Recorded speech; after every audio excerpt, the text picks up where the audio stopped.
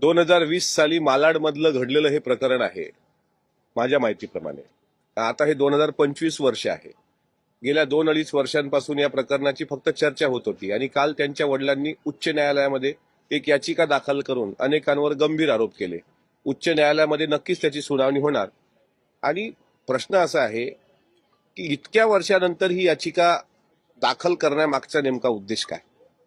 त्याला 2.5 वर्षाचा काढ लोटला. आजपर्यंत पण त्यांच्या वडिलांनी हा प्रश्न याचिकेच्या द्वारे कोर्टाला विचारला असता किंवा कोर्टात याचिका दाखल केली असती तर आतापर्यंत न्याय भेटला असता.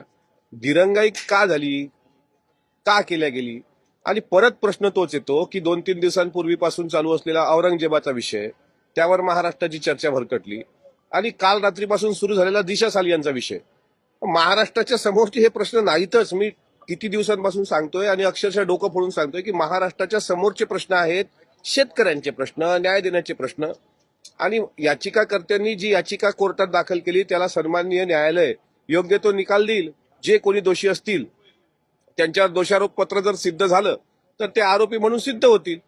पण उगाच काहीतरी मूळ चर्चा भरकटवण्याकरता आता राजकीय लोकांनी सुद्धा याला जास्त हवा देऊ नये. मला असं वाटतं तो न्यायालयीन प्रक्रियेचा एक भाग आहे. आता अधिवेशनाचा कार्यकाळ जेवढा उरलेला आहे त्या कार्यकाळामध्ये फक्त आणि फक्त शेतकरी या विषयावर तुम्ही चर्चा केली पाहिजे ना की त्यामध्ये आता बिल गेट्स मला वाटते आज भारतात भेट द्यायला आले तसं मला समजते.